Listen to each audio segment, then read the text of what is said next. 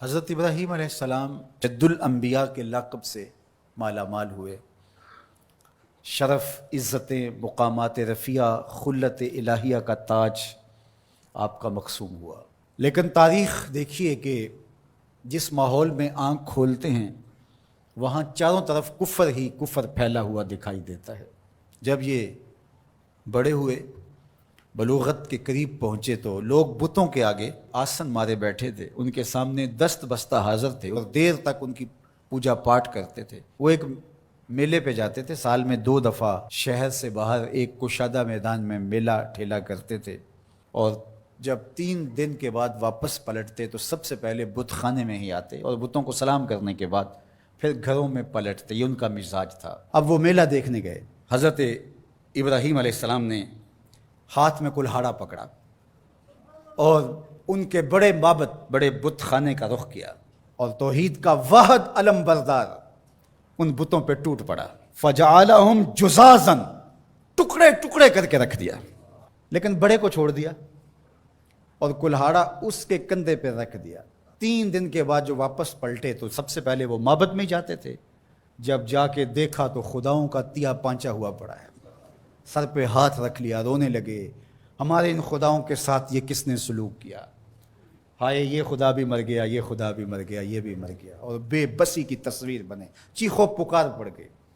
شاہی دربار تک چیخیں پہنچی. سارے آیان سلطنت کرسیاں بچھائے بیٹھ گئے، سوچ بچار کرنے لگے یہ کیا ہوا.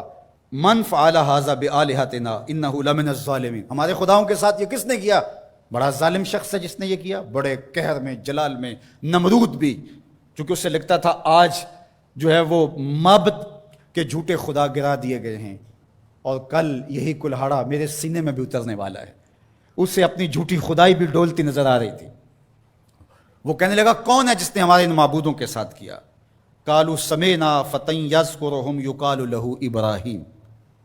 تو کچھ لوگوں نے کہا ایک نوجوان ہے اس بستی میں جس کا نام ابراہیم ہے. بتوں کے خلاف اگر کوئی بات کرتا ہے تو پورے ماحول میں وہی کرتا ہے، پورے شہر میں وہی بتوں کی برائی کرتا ہے، ورنہ تو سب بتوں کے ماننے والے ہیں، پجاری ہیں. کہا سب لوگوں کو جمع کرو، آیان سلطنت بھی، وزراء بھی، مشیر بھی، عوام الناس کا جمع غفیر. کہا بلا کے لاؤ انہیں تاکہ لوگ اس بات کی گواہی دیں کہ واقعی یہ بتوں کے خلاف بات کرتا. اگر یہ بات ثابت ہو جائے تو پھر ہم کڑی سزا دیں گے، عبرت کا نشان بنائیں گے. اب ابراہیم علیہ السلام کو بلا بھیجا. کیا ہوا ہے؟ کہا جی آپ کو دربار شاہی میں بلایا جا رہا ہے، چلے چلتے ہیں. اللہ اکبر. توحید تو یہ ہے کہ خدا حشر میں کہہ دے یہ بندہ 2 عالم سے خفا میرے لیے تھا.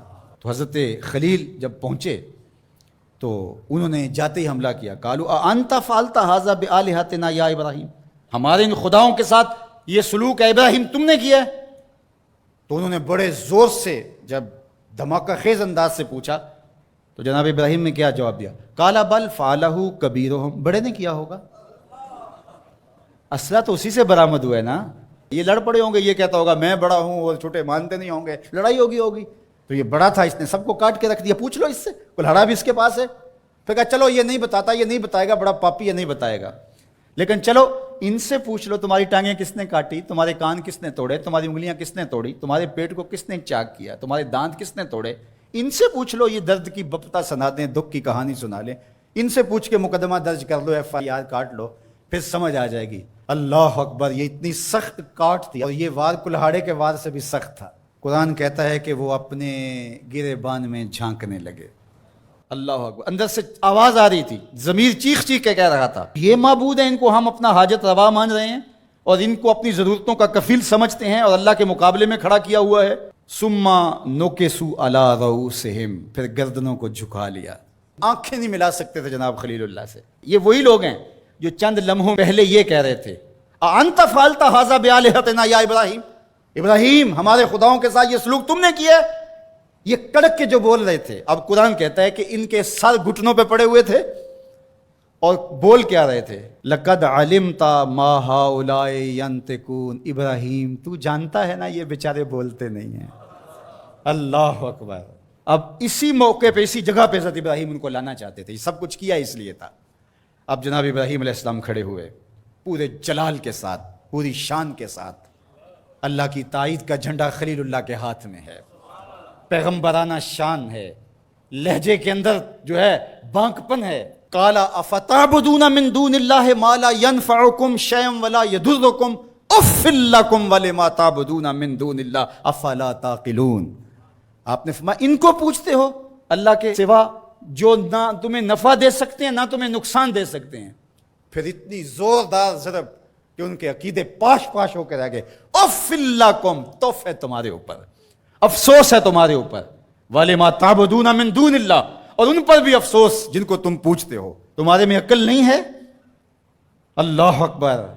اب کوئی دلیل آگے موجود نہیں تھی، اور جب دلیلیں ساکت ہو جائیں تو پھر لوگ جو ہیں وہ دوسرے انداز میں اتر آتے ہیں.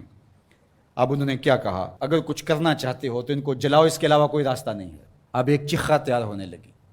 اچھا، ایک شخص کو منظر نامے سے ہٹانے کے لیے تلوار کا ایک وار کافی نہیں تھا، لیکن وہ نشانی عبرت بنانا چاہتے تھے.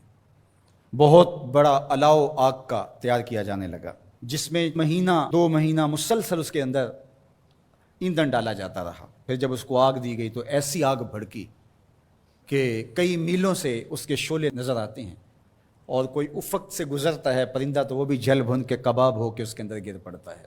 اللہ اکبر. حضرت ابراہیم علیہ السلام بیٹھے ہیں، بدن کو جکڑ دیا گیا، منجنیق میں ڈال کر گھمانے لگے. حضرت جبرائیل امین نے عرض کی کہ اگر آپ کہیں تو رب کی بارگاہ میں عرض کروں یہ مشکل ٹل جائے. کہا مجھے آپ کی کوئی حاجت نہیں.